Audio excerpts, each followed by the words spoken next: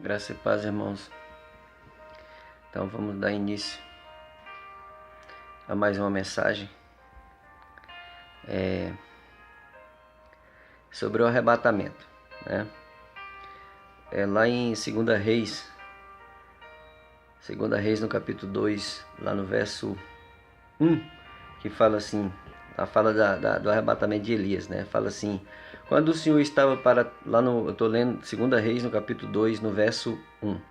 Quando o Senhor estava para tomar Elias ao céu num redemoinho, Elias partiu de Gilgal com Eliseu. Disse Elias a Eliseu: fica-te aqui, porque o Senhor me envia a Betel. Eliseu, porém, disse: viva o Senhor e viva a tua alma, que eu não te deixarei. E assim desceram a Betel. Então, Eliseu falou que não deixava o homem de Deus. Viva o Senhor e viva a tua alma, ele disse, que eu não te deixo.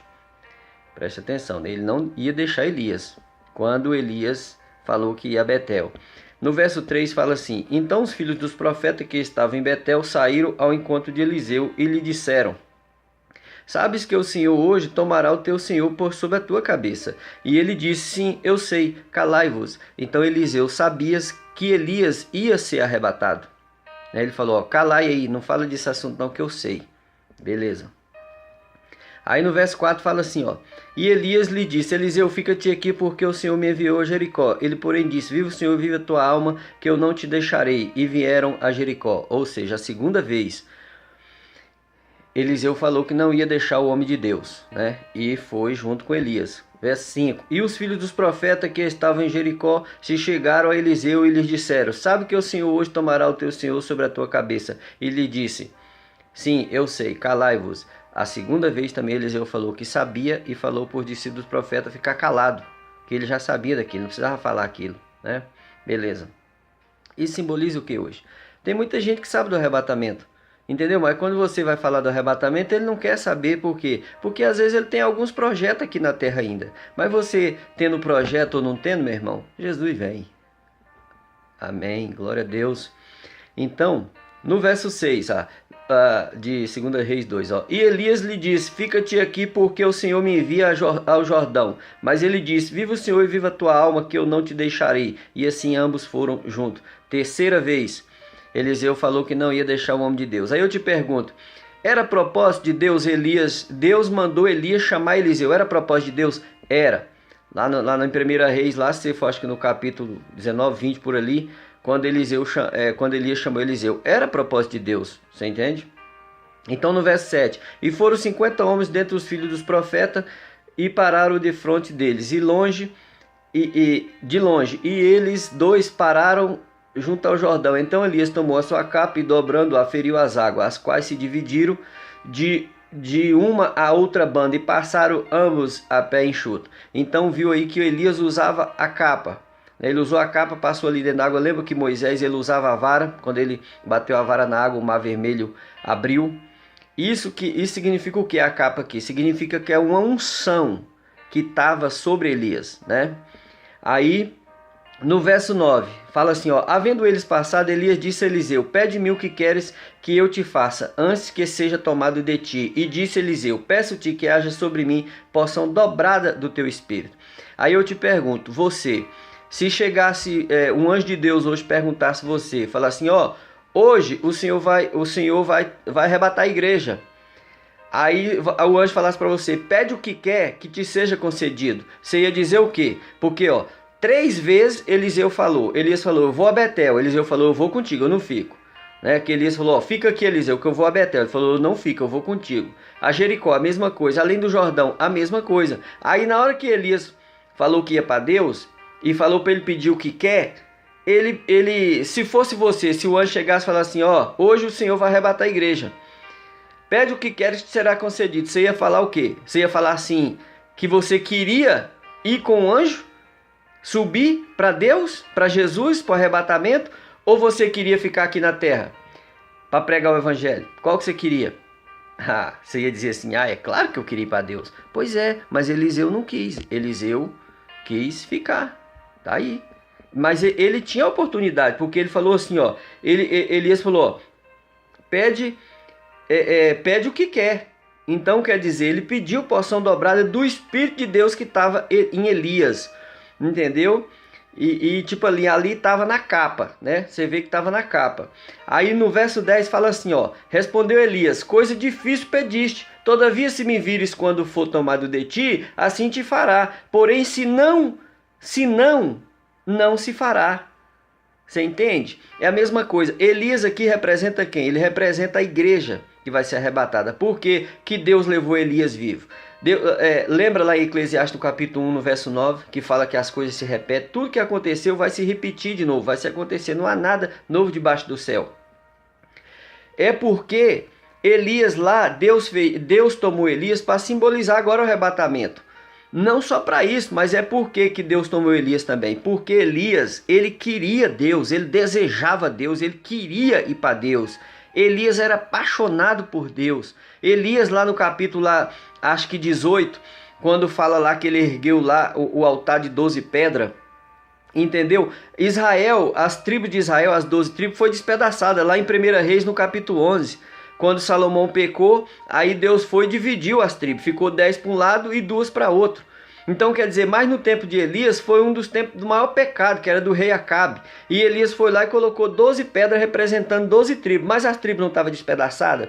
Por isso que Deus ouviu ele. Elias entendeu o profético, entendeu a profecia. Porque lá em Oséias fala no verso 6, lá no capítulo 6, no verso 1 e 2 fala... né? O Senhor nos despedaçou, Ele fez a ferida, né? E Ele nos unirá. Então quer dizer, lá Ele despedaçou lá atrás, lá em 1 Reis, lá dividiu as 12 tribos. Aí ali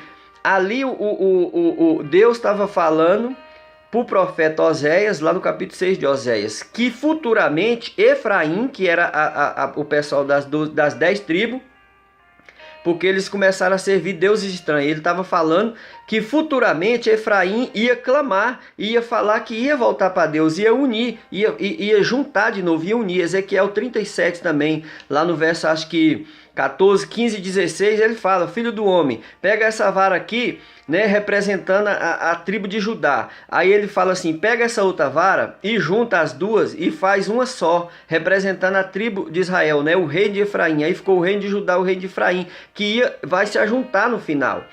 E quem é que vai fazer esse ajuntamento?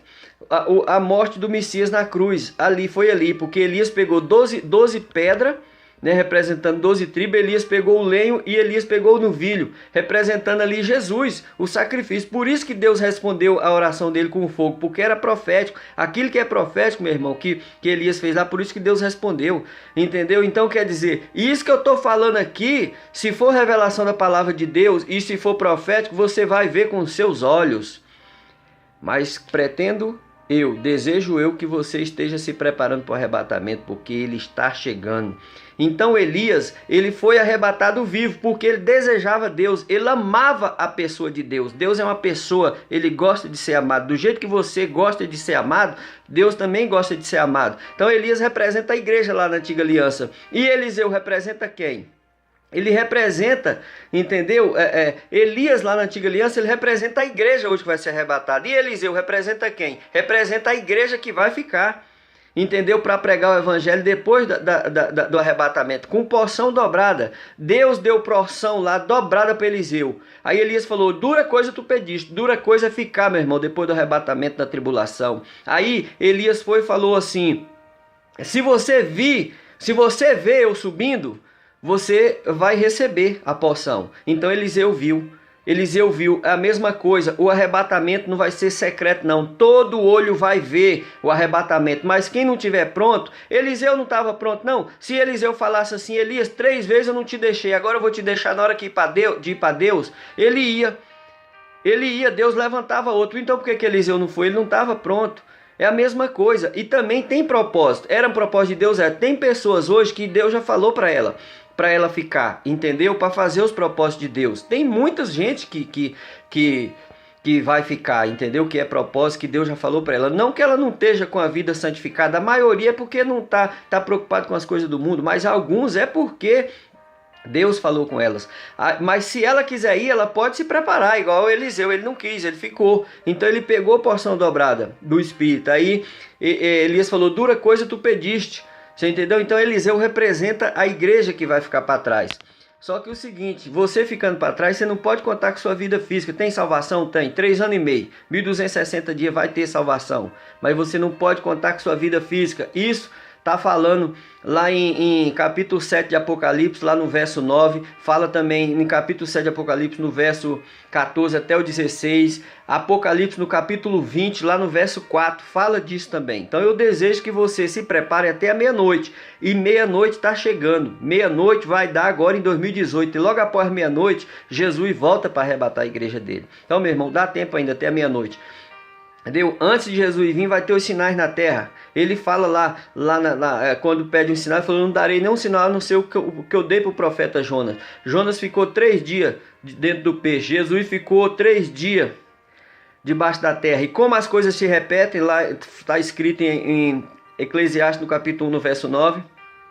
E como lá em Israel, na época lá que o povo saiu do Egito, lá no Egito, quando Israel saiu do Egito, teve 3 dias de escuridão antes dele sair do Egito.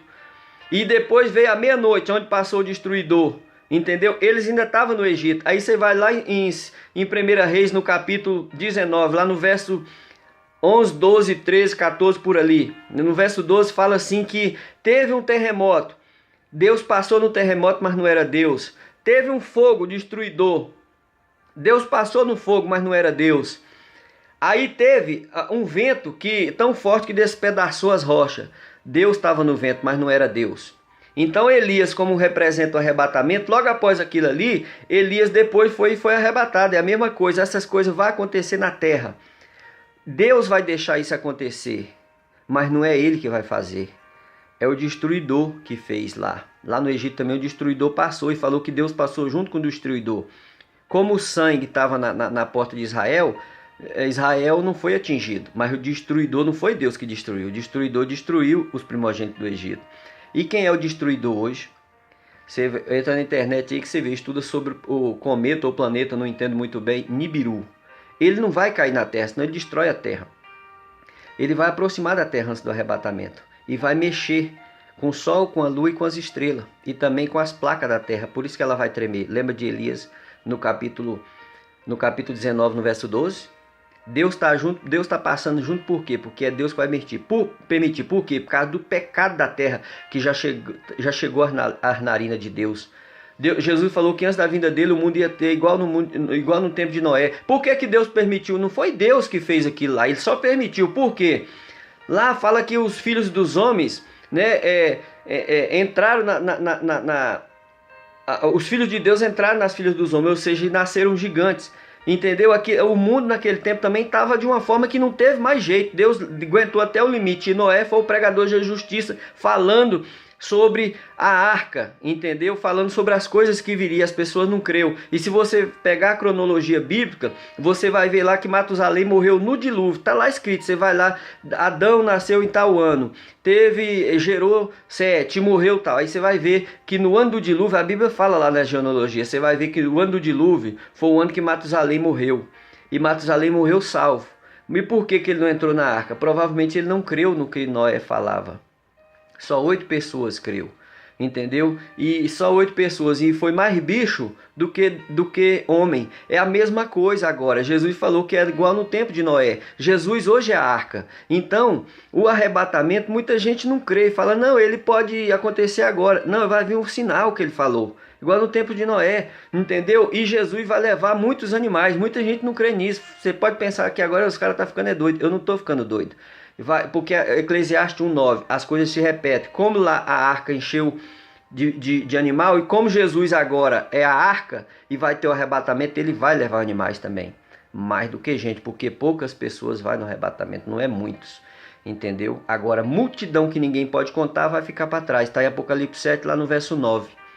Entendeu? E lá no Apocalipse 7, no verso 14 até o 16, fala de que eles vão morrer, mas vai haver salvação. Amém? Então eu peço que o Senhor abençoe a sua vida e que você guarde essa mensagem do arrebatamento, ainda dá tempo. Procura o Senhor, ama Ele e a vinda dEle, e Ele não resistirá ao seu amor e te levará vivo. E os mortos vão ressuscitar primeiro. Então, se você morrer antes do arrebatamento nessas catástrofes, dê glória a Deus, porque os mortos vão ressuscitar primeiro. Amém? O Senhor te abençoe.